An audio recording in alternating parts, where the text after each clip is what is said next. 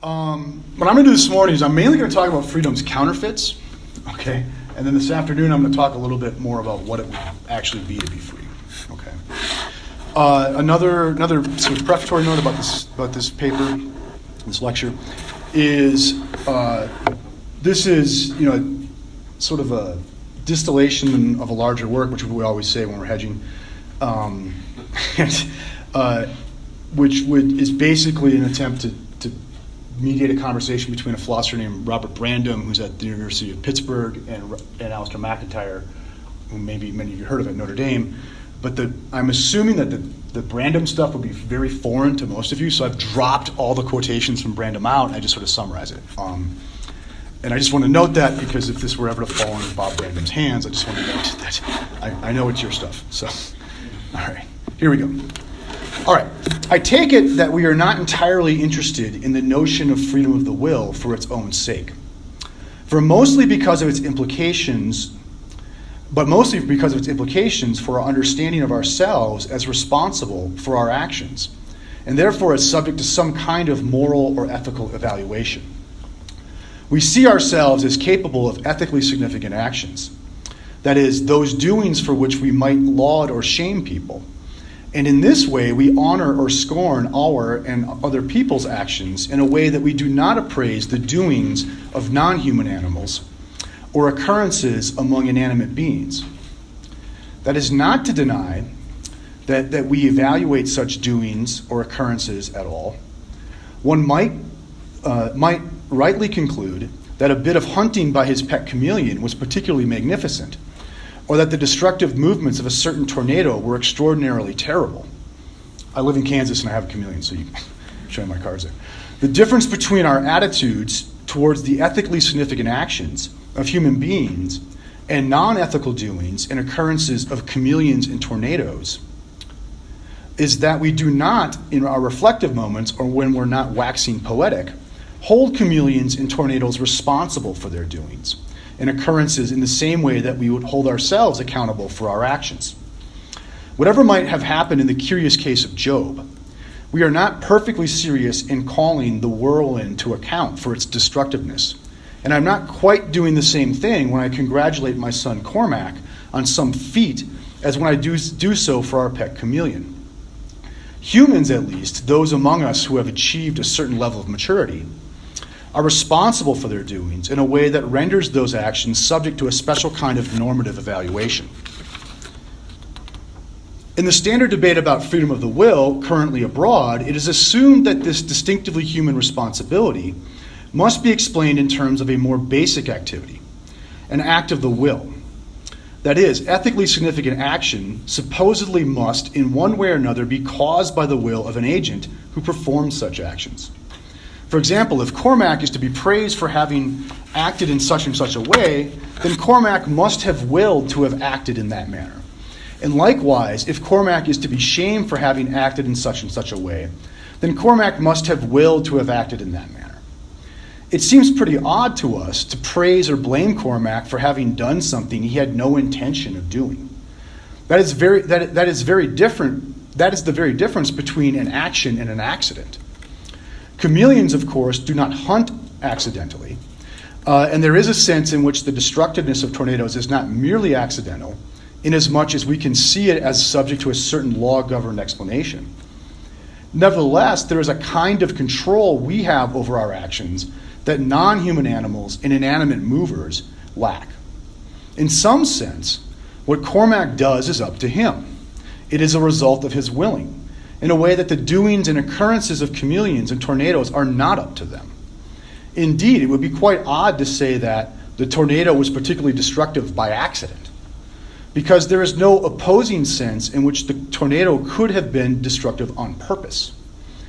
There's a kind of purpose to a chameleon's doings, but there's a sense in which that they do not do the things on purpose in the same way as human beings, or maybe even other higher animals.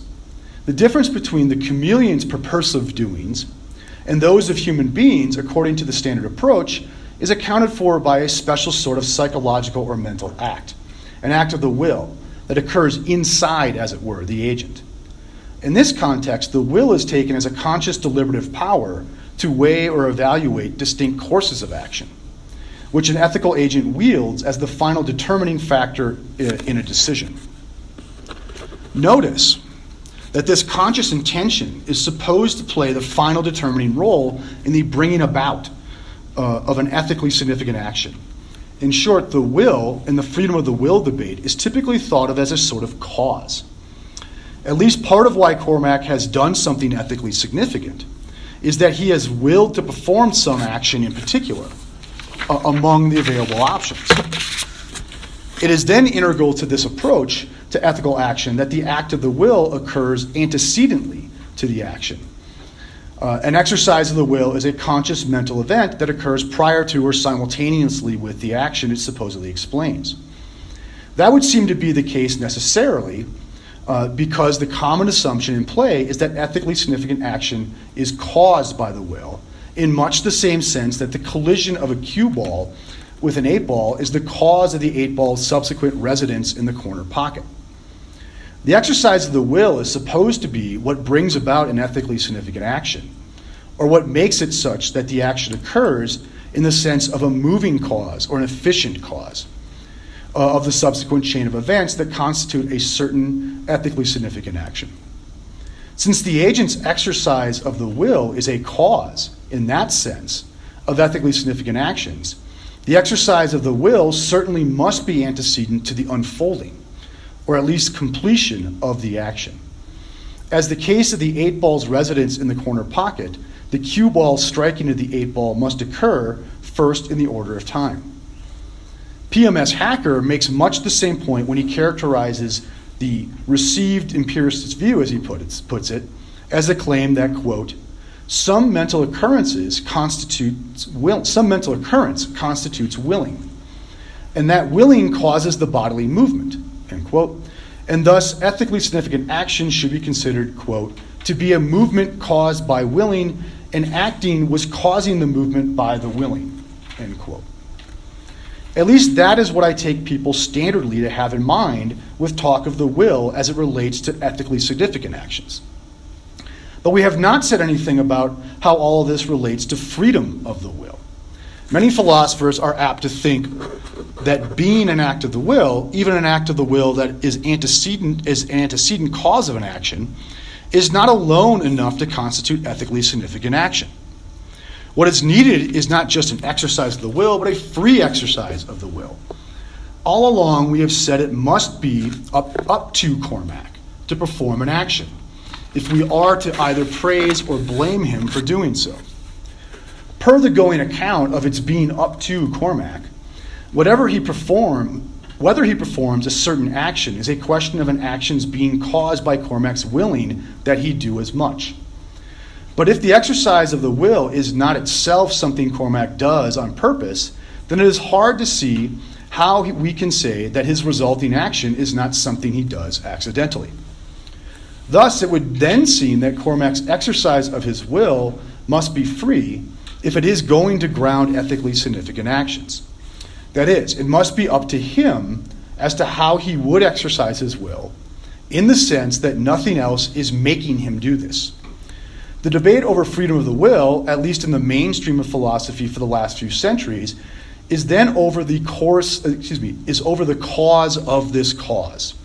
The question is whether the exercise of the will is itself caused by something outside of the agent, or whether the agent causes this act of the will independently of all external factors.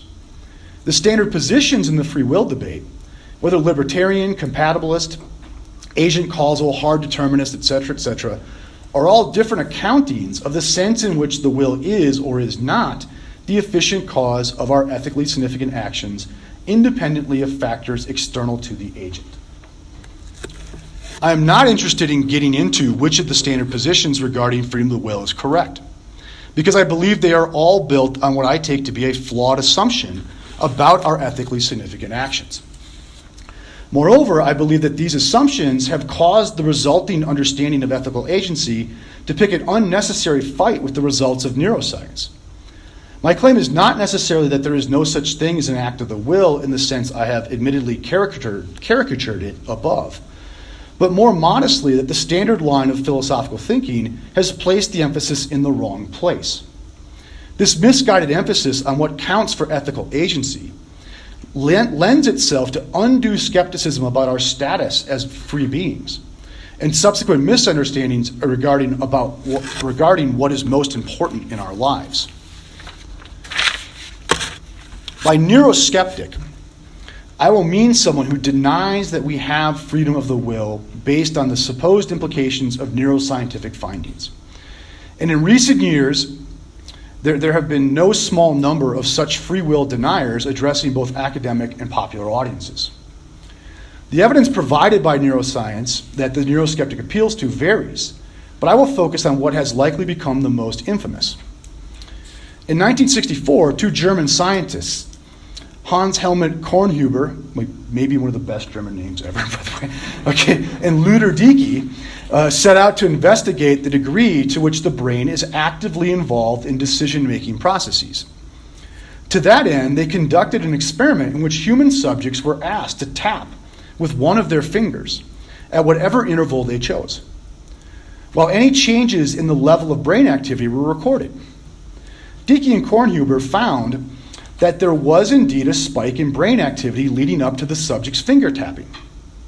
They called this increased activity in the subject's brains the readiness potential, and they interpreted it as the nervous system's preparation to bring about an action. Benjamin Libet picked up where Dicke and Kornhuber left off, and he was particularly intrigued by the fact that there is a lag between the gathering of the readiness potential and the actual downstream movement. It is not a big gap, a micro fraction of a second, but in neurological terms, where things are measured at the speed of electricity, this is a pretty significant interval. Why is there a substantial gap in time between the decision to act and the subsequent activity? Libet looked into this by having human subjects use a sort of clock, this is very simplifying, to record when they consciously decided to move their finger, while their brains were simultaneously being monitored for the onset of the readiness potential. To make a very long story short, the incredible result that Libet found was that the subject's conscious sense of their decision occurred, though only by a tiny fraction of a second after the buildup of the readiness potential. That is incredible, as it shows that the brain has already, in some sense, decided to perform the action before the subject's conscious sense of having made a decision. The conscious part of the decision seems then to be after the fact, so it plays no role in determining what will eventually happen. The experience of free will, as it were, is just as much an effect of the realization of the readiness potential as the actual physical movement. Remember the shared assumption of the contemporary free will debate. Ethically significant action must be caused by an agent's exercise of the will. Where an exercise of the will is antecedently occurring, or at least simultaneous, resolution to deliberation among the available options. Libertarians, hard determinists, and compatibilists, whatever their other disagreements, all agree that antecedent conscious deliberation is a necessary condition for morally significant actions. Because such an action must, in one sense or another, be free, and free actions must be caused by the conscious will. Libet's experiment, however, seems to show that the conscious act of willing is not antecedent to the readiness potential, and it is therefore not the cause of the action. The threat to freedom and moral agency does not come from the plausibility of determinism or the implausibility of compatibilism or libertarianism. Rather, the problem is that the will does not seem to do any significant work in causing our activities. All the real work seems to be done by neurological activity that is itself antecedent to our supposed acts of will. Though Libet is likely the most influential, a number of other researchers have arrived at similar results. For example, C.S. Soon and collaborators were able to predict subjects' decisions before they themselves were consciously aware of it with a 60% reliability using fMRI. Daniel Wegner, a social psychologist, appeals to an array of experiments wherein subjects were tricked into thinking they have or have not consciously willed to do something, which would again seem to show that it is not the conscious will that is really running things. There's no small amount of properly scientific along with philosophical controversy about these experiments and their interpretation. serious questions have been raised regarding whether they really do support the philosophical conclusions neuroskeptics infer from them on scientific grounds. I will not wade into those waters here, not because I doubt there's anything to worry about in that vicinity, though. I am nevertheless happy to concede that the Libet-style scientists and the neuroskeptical philosophers interpreting their results have in fact shown that their subjects were not acting freely, despite their own conscious sense of having done so. I do not find that terribly troubling, because as I shall argue now, ethical agency that is really worth having has very little to do with anything going on in these experiments. In fact, I believe that Libet-style experiments do the proponent of a bona fide capacity for ethically significant actions on the part of human beings a service by disabusing us, finally, of a wrong-headed way of framing our self-understandings. There are three very important facts about the neuroskeptical case that we need to focus on in order to understand the philosophical implications of the scientific evidence they appeal to. The actions, and I'm even reluctant to call them actions, that the subjects perform in the Libet-style experiments are arbitrary, insignificant, and episodic. By arbitrary, I mean that the performances in the Libet-style experiments are not what recent philosophers call reasons sensitive. That is, they are not doings that can be rationally justified. When asked to tap your finger at any interval of your choosing, without being given any further end this interval tapping might serve, your decision for one interval over another is not something for which you can give a reason. Supposing Cormac were subject to the Libet-style experiment, when asked why he tapped his finger at any given moment as opposed to any other moment in the infinity of perfectly good moments at which he might have tapped, there is no reason he could give for that. He could only cite a brute fact. That's just what I chose to do. Maybe Cormac could offer, I want to be a good experimental participant, or some such claim to explain why he is doing any finger tapping at all. But notice that the Libet experiment is not aimed at rooting out the antecedent causes of his finger tapping in general, but his finger tapping at one interval instead of all the other possibilities. For that explanation, it would seem that Cormac could only say, well, that's just what I happen to pick. Notice, however, that I chose it, or I choose it, might be a cause of acting, but is not a reason for acting. If I were to ask Cormac, why did you leave for swim practice early today? And he replies, because I chose to leave early, I would point out to him that he really has not answered my question. This is a real event, by the way. Of course, he chose to do so. Of course he chose to do so. That is why I'm asking him why he left early. If he had not decided the matter, I wouldn't be asking him why he did it.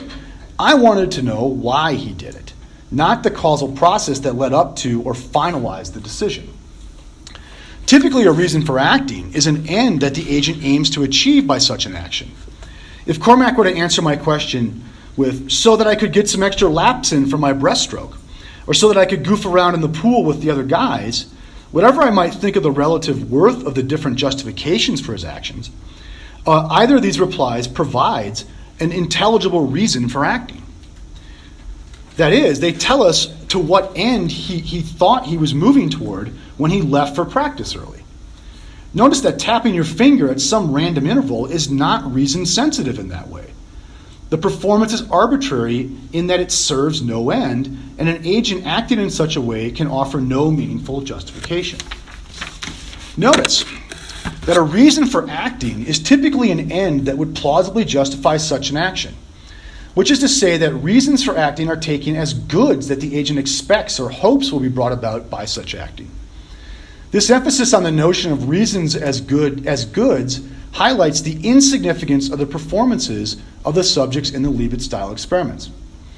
I take it that only ends that can be seen as being significant to us are intelligible explanations of actions. To say that I acted to achieve some end implies that such an end is a good to me. As Aristotle opens what is likely the most historically influential discussion of ethically significant action in the Western tradition, quote, every action in deliberative choice must seek some good, end quote. Certainly a condition of something being a good to me is that it is something I care about, or it contributes to something I care about. In other words, when I ask Cormac, why did you do that?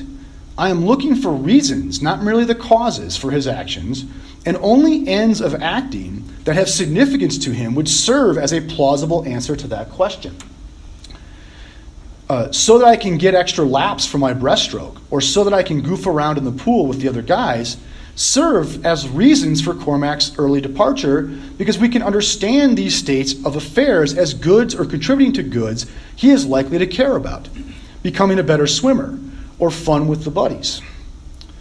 If Cormac replied to my query about his early departure by saying, well, I just wanted the minute hand on the clock to point to 6 instead of 9 as I walked through the door, I would need some broader explanation as to why the position of the minute hand could possibly matter to him enough as to warrant some particular course of acting before I could see that as part of the actual explanation. A correct follow-up to such a reply would be the further question. How can you possibly care about that? Maybe the position of the minute hand really was what motivated Cormac, but I would point out that such a concern is not a good reason for acting at all. In fact, it's merely arbitrary, and doing so renders his act insignificant. Ethical agency requires a certain maturity about what counts as a real concern. The citation of the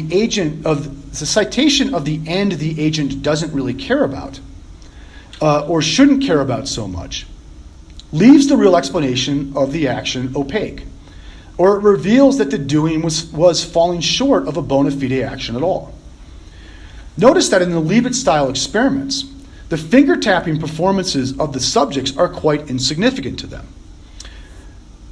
It is hard to believe that any subject cared about which moment she tapped her finger as opposed to any other of the infinity of moments she might have tapped.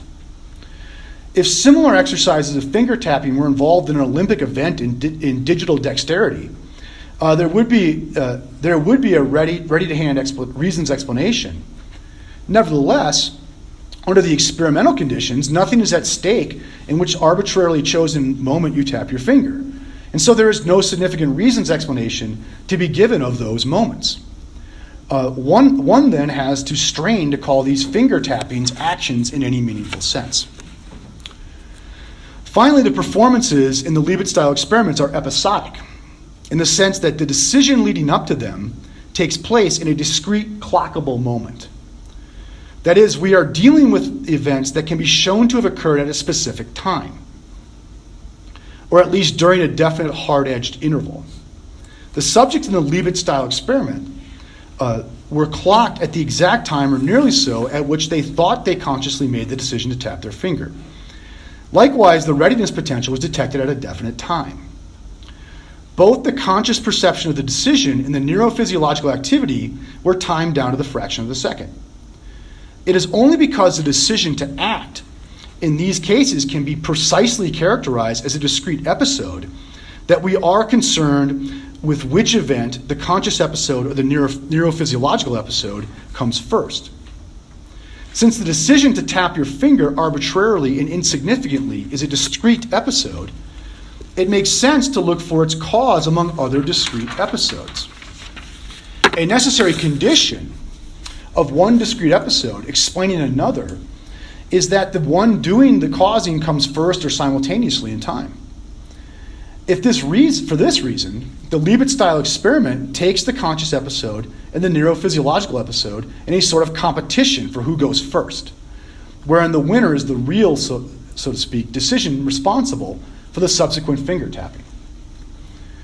Now, I am not concerned whether Libet-style experiments show that conscious volitions are in fact epiphenomenal cases of arbitrary, insignificant, and episodic decisions to act.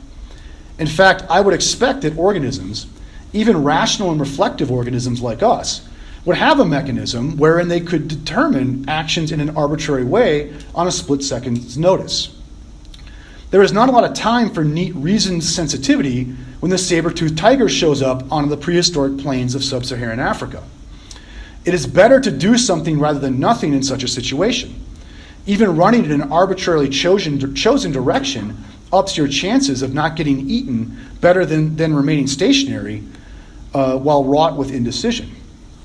Or at least you might distract the predator from cherished kin who are lucky enough to pick a safer direction of retreat.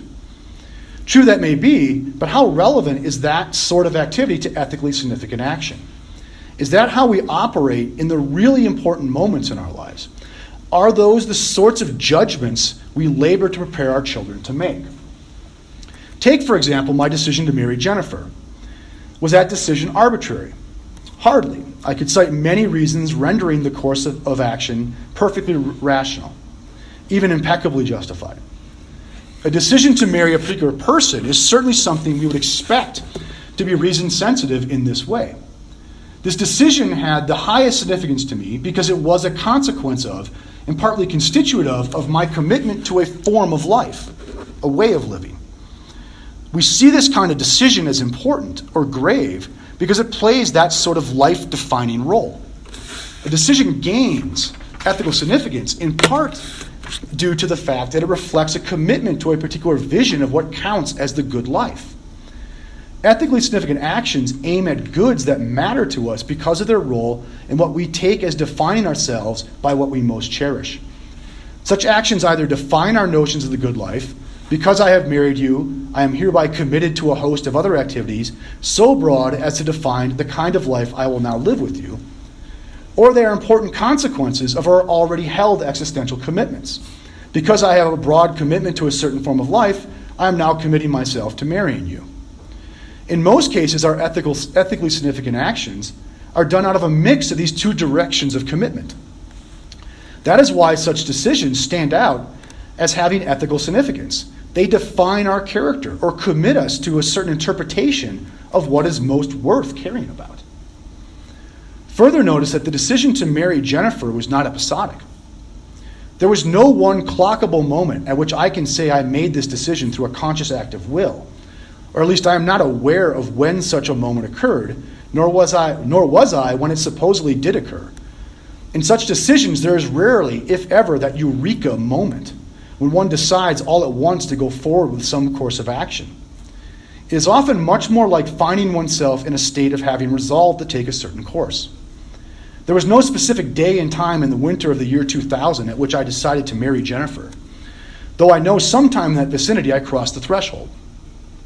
No doubt there were many millions of discrete events, both mental and physical, whirling around in my vicinity during those months. Nevertheless, just as the addition of no one drop of rainfall marks the end of a drought, no one of those episodes amounted to making the decision. There is a fact of the matter, all things being equal, as to whether or not there was a drought last summer in western Kansas. But it is inherently vague when specified down to the drop what quantity of water would have remedied the situation. It is odd to think that a single milliliter of water marks the difference. But that has no bearing on whether there really is or is not a drought. Likewise, it might be inherently vague as to when I make a decision, but that does not call into doubt that I made the decision. I think if you reflect on most of the really important decisions you have made in your life, the ones with the greatest ethical significance, the resolutions that have done the most to define or confirm who you are, you will mostly find that there was no discrete moment of decision, but a sort of finding oneself in a commitment after a process of deliberation. In my experience, one usually admits to himself what he has already seemingly resolved to do. Ethically significant actions follow on commitments to courses that we have already been through. Ethically significant actions follow on commitments to ways of life that we have already been thrown into by our understanding of what is most worthy in being human. Maybe there are ethically significant decisions occurring at discrete moments, and I'm not quite sure how we could sort all that out. But my point is only that prior temporal discreteness is not a necessary condition for ethically significant action. The temporal ambiguity of ethically significant action, ethically significant decision making, or at least some of it, brings us to the final salient feature of morally significant actions. Morally significant actions, by definition, are reason sensitive. But notice that they are often, maybe most often, only sensitive to reasons retrospectively. As Alistair McIntyre puts it, quote, that it is only in the course of the movement that the goals of the movement are articulated is the reason why we can understand human affairs only after the event, end quote. In other words, often the reasons for taking some of the most important actions in our lives, those that most define our commitments to a conception of the good life, are not entirely transparent to me while I am making those decisions or performing those actions. The full reasons for an action, the significant goods that justify it, are often only available to us consciously well after the fact. It is only subsequent to the performance that our reasons can now be seen as justifying. Thus, we can be responsible for something, maybe even something of the highest ethical significance, but our reasons committing us to this responsibility might only be explicit to us retrospectively. Indeed, it is perfectly reasonable for us to take our reasons from others, say a wise counsel from a trusted friend, even when what makes those considerations good reasons is not entirely transparent to us. In such cases, it seems perfectly reasonable to accept full responsibility for the actions that are justified by those currently opaque reasons. Aristotle points out that even the wisest among us, quote, call upon partners in deliberation on important matters when we mistrust ourselves as not being adequate to determine the answer, end quote. That, however, means that the reasons justifying my actions for which I am responsible, may be beyond my grasp as reasons when I actually perform those actions. Once again, my decision to marry Jennifer is just such a case. Though that decision is perfectly justified by the reasons available, and I can now understand those reasons as justifying that decision, those very same reasons were not entirely transparent to me in the winter of 2000. In fact, though they were maybe quite opaque to me then, two decades later, they are far clearer. Indeed, I suspect, God willing, those reasons will be even more apparent to me in 2 more decades. The reasons for my decision to marry Jennifer were not strictly internal to me, but had much to do with my occupying a certain place in human history, both an institutional history and a history of the particularities of my life and the lives of others with whom I share caring relationships. Making those reasons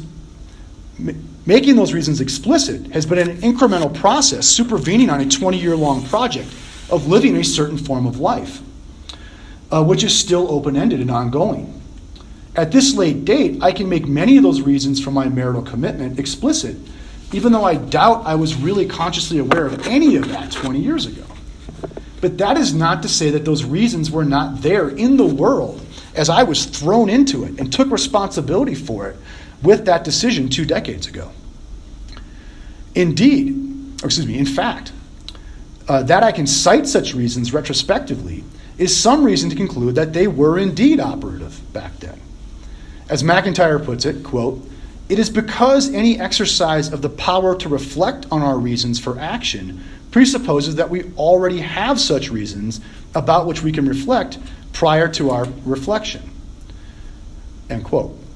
Our reflection on our reasons, our conscious explicit making of them, is not constitutive of our reasons, but presupposes that those reasons are already there independently of our act of reflection. Bob the Chameleon's reasons for the particularities of this morning's hunt were there operating for him, even though he was not reflecting on them, nor will he ever do so. Thus, I do not need to reflect on something for it to be my reason for acting. The point here is that our most significant actions, the sorts of decisions we are raising our children to be able to make, the justifying reasons for those decisions may not, or usually are not, explicitly and completely available to us until after the fact. In short, reason sensitivity, in the reflectively significant sense, is mostly retrospective. As a rational animal, I should be on the hunt to make my reasons explicit, but that is mostly done looking back to what I have already done when I know better what I was really up to. My reasons for marrying Jennifer were carried for me by my participation in a certain family, a certain education, a church. But those were my reasons because those institutions were constituent of the form of life that I live, whether I liked it or not, right? Though at the time, very little of all that was explicitly crossed my mind. the owl Minerva does indeed make its most important flights late in the day. Notice that the sorts of ethically significant decisions you are tasked with at this stage of your life, or soon hereabout, are predicated on judgments mostly above your current pay grade. How can someone really know what a marital commitment entails without actually having lived the married life? I suspect a religious vocation is no different, nor is the decision to join the Marines or some such. Right? All of these ask you to make commitments to forms of life only justifiable by reasons beyond your explicit grasp until you've gotten pretty far down that road. Should you one day be blessed to raise children, you will need to make decisions about their education and health for reasons that can only be really understood retrospectively, maybe decades after the fact. Ethically significant decision-making is as much about participation in traditions and institutions, marriage, family, profession, order, service branch, as it is about our explicit reflections or acts of will. Most of our important decisions are matters of taking up what has been passed to us, rather than some sort of free radical choice exercised in our moral privacy. Of course, we are rational beings who can at times, and usually only as the hard-won fruits of the wisdom of experience, make our reasons explicit. I take it that this ability, not only to act for reasons, but to further make those reasons explicit, to ask ourselves whether those reasons are in fact good reasons for acting, and ultimately to amend our actions when we answer such questions negatively, is what constitutes our distinctive human freedom.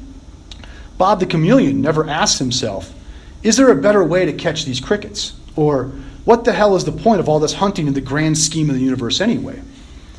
Notice, however, that the reflective space of meta reasoning is not where we begin, normally function, or even do our most gravely important work. Our lot is one of dependency. We depend on the implicit presence of the reasons for our actions in the world that we accept. The threat, then, to our status as ethical agents does not then come from the sorts of neuroscientific findings produced by the Libet-style experiments. Rather, it is the undermining of the traditions and institutions on which we piggyback for our reasons in the most crucial junctures of our lives. Or when those institutions and traditions are in good order, we are threatened by the malfunction of our relationship to such institutions and traditions. In the two sequels to this lecture, I will discuss two such malfunctions. The fact that humans are subject to certain sorts of distorting self-deceptions, and our perennial temptation to indulge illusions of control exasperated by our modern technological attitude. Thank you.